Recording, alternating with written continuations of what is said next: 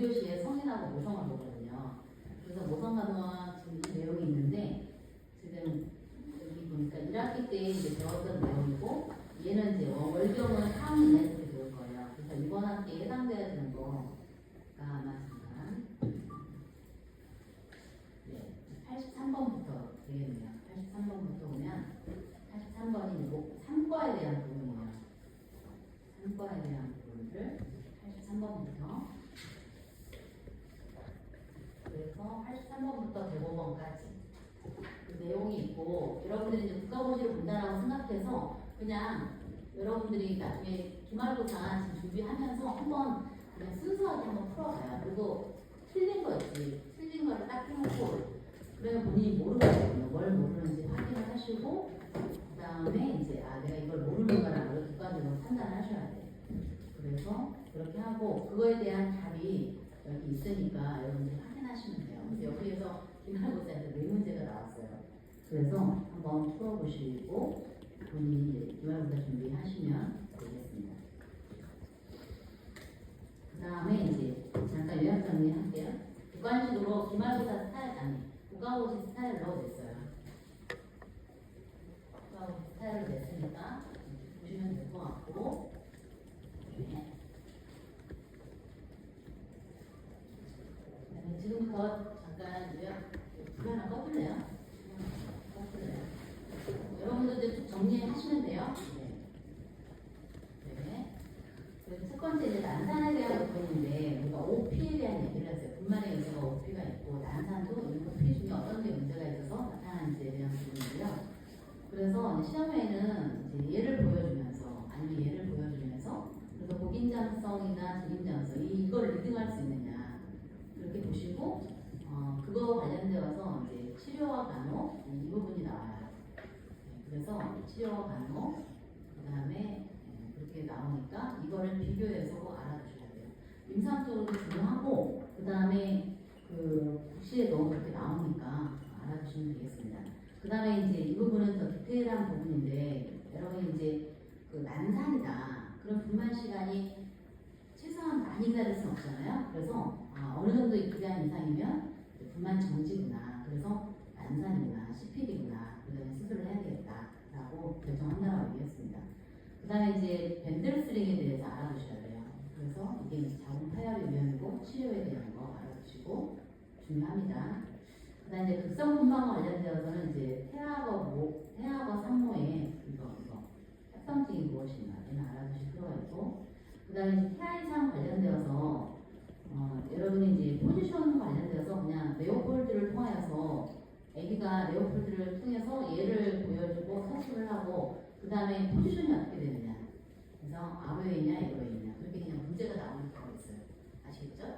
그래서 이거를 알아두실 필요가 있고 그 다음에 이제 그 후방 부위와 관련되어서는 그 특징하고 간호를 알아두시고 그 다음에 분위분만과 관련되어서는 이제 분위분만 이런 종류가 있죠. 그래서 외회전의 분기 이건 알아두실 필요가 있고 그 다음에 이제 분위분만을 임상에서 정말 많이는 시도를 안 하지만 대부분 수술을 하지만 어떤 사람도 해요. 본인이 이제 경험이 많거나 그럴 때 분위분만의 합병증 그래서 모성하고 태아의 합병증 꼭 알아두세요. 그 다음에 나머지는 넘어가서 될 것 같고 거대와 관련되어서 아기를 크게 나면 요즘 크게 많이 나와요 사실. 근데 어떤 문제가 있느냐 위험률 이거 알아두셔야 돼요. 답으로 국가고시에 그냥 어깨 난산이 가는 경우가 있어요. 알아두시고 그 다음에 산도와 관련되어서 그 턱골반의 기준은 얘는 이제 암기하셔야 되고 그래서 이제 자세한 설명을 했었고 그 다음에 이제 1학기 때 여기 이 기준선 대각결합선, 상과적결합선, 진결합선 이거를 어떻게 측정하느냐 그리고 어떤 경우는 대각결합선을 제시해주고 나머지 이거를 계산을 해봐라 이렇게 나오는 경우도 있어요. 그래서 알아두시고 그 다음에 이제 일반적으로 골반 입구, 골반강, 골반 출구가 기본적으로 이 정도는 돼야지 된다라는 거예요. 그래서 얘를 알고 그 다음에 이거에 대한 턱골반의 기준이니까 이거를 알아주시면 돼요. 그래서 다음 중에 그 이제 급일됐더니 이렇게 됐다. 그래서 이제 분만이 어려운 경우는 어떠냐. 이거를 거를 보여주는 상황이거든요. 그런 식으로 문제가 나오니까 그렇게 아시면 되고, 그 다음에 이제 이 정도 보시면 될 것 같아요.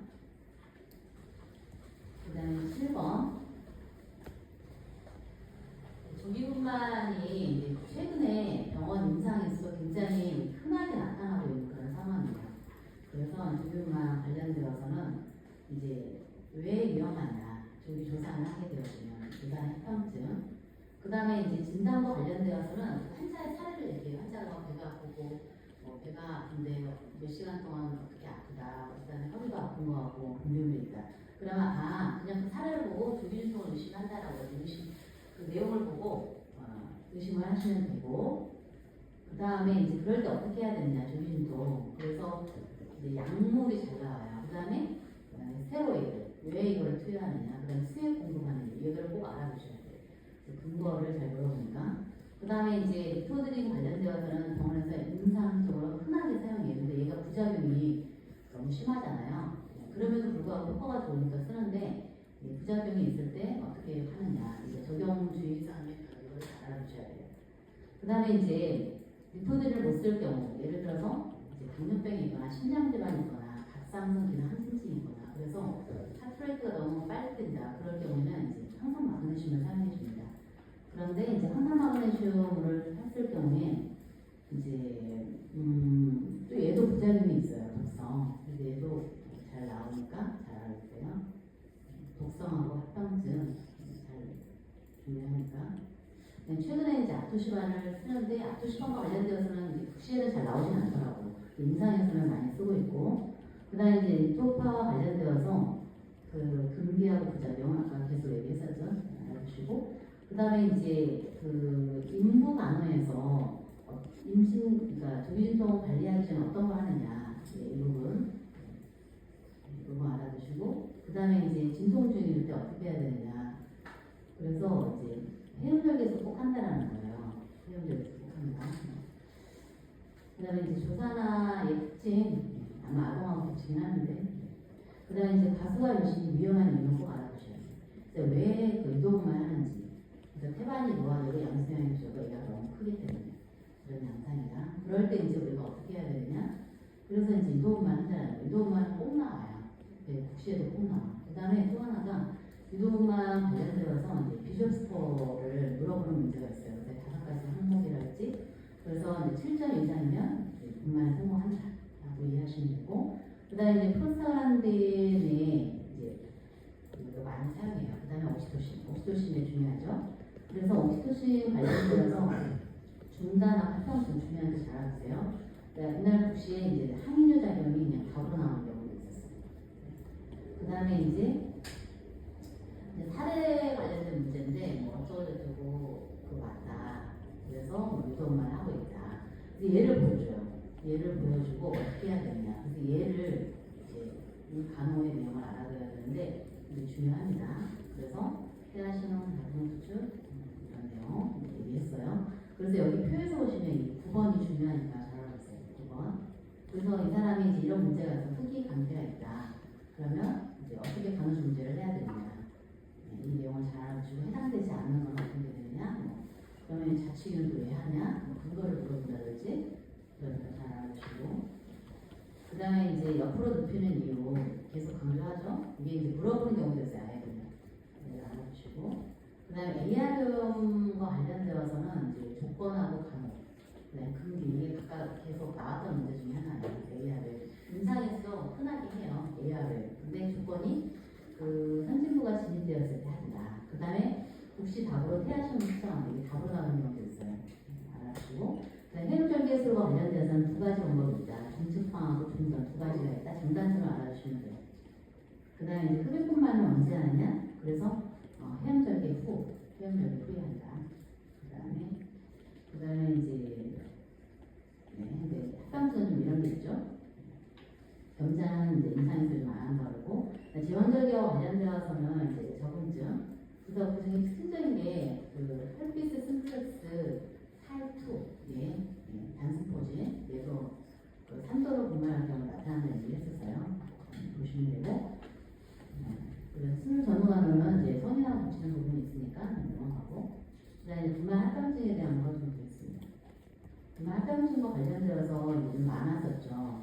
다템신과 관련되어서 꼭 알아두셔야 될 거는 이제 트윈 스트레스 변신들 이게 뭐냐, 그리고 이게 왜 나타나느냐 보시면 되고, 그다음에 이제 모체의 문제점, 폐하 문제점, 이게 답으로 아예 뭐 산후출혈, 뭐 조산 이게 답으로 나올 경우도 있어요. 알아두시고, 그다음에 이제 제대 탈출과 관련되어서는 어떻게 시험에 나오냐면 예를 보여주고, 그다음에 양수가 터졌다, 예를 보여주고 어떻게 해야 되느냐. 그래서 이제 답이 술중이로 나오는 경우도 있고 예를 물어봤어요.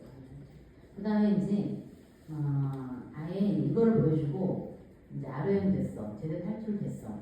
그래서 이런 상황이야. 이걸 리딩하는 거. 답은 variable discorrelation. 아시겠죠? 그렇게 물어보는 경우가 있으니까 알아두시고, 그다음에 전치대반하고 태반적인 관계는 지난 중간고사 때 했죠. 이거를 막 섞어놓고 물어보는 경우가 있어요. 다음 중 아닌 거는. 그다음에 이제 유착 태반과 관련되어서는 원인이 전치대반. 전치대반은 또 좀 흔한 상황이긴 해요. 그래서 원인 보시고, 그다음에 양수 파마과 관련되어서는 동반되는 문제 알아두셔야 돼요. 그래서 이게 감염, 제대 탈출, 조산. 그래서 이제 이거는 사례로 나와요. 그래서 38주 이상인데 뭐 어쩌냐, 그럼 어떻게 해야 되냐. 이거에 치료하는 것이고, 그 다음에 이제 PPR과 관련되어서는, 얘도 이제 이 사람이 이제 보존적 관리냐, 즉각적 근무해야 되냐, 이거를 잘 알아주셔야. 사례로 예를 잘 물어보는 상황이니까. 그 다음에 양수가 많은 경우는 원인이 뭐냐를 좀 잘 알아주세요. 그 다음에 양수 가소증은 이제 원인이 뭐냐 알아주시고, 그래서 이제 어떻게 하느냐 보시면 될 것 같고, 자궁 파열은 그냥 어떻게 보냐면 시험에 그냥 이게 증상을 보여주고 어떤 상황이냐, 답이 자궁 파열이었어요. 그래서 그런 식으로 좀 알아두시고, 그럼 자궁 내번증은 이제 애기 낳고 나서 혈관량이 잘 안 떨어져서 땡겼다. 그랬더니 환자가 통증이 어쩌고 출혈이 많았다. 그러면 다음 주 이게 뭔 상황이냐? 자궁 내번증. 그렇게 물어봐요. 왜냐면 여러분들이 환자를 볼 때 환자가 하는 호소를 얘기하잖아. 그래서 문제도 그렇게 호소를 보고, 그래서 어떤 상황이냐. 그러면 자궁 내번증이다. 내번증이라는 걸 아셔야 되고, 그 다음에 치료와 관련 정도 보시면 될 것 같아요. 그 다음에 양수 전색증과 관련되어서는 이제 증상을 논의하고, 그 다음에 어떤 상황이냐. 그래서 양수 전색증, 패스증증 그렇게 답을 물어보는 경우가 많아요. 이 정도 보시면 될 것 같아요. 그 다음에 이제 마지막으로 그거죠.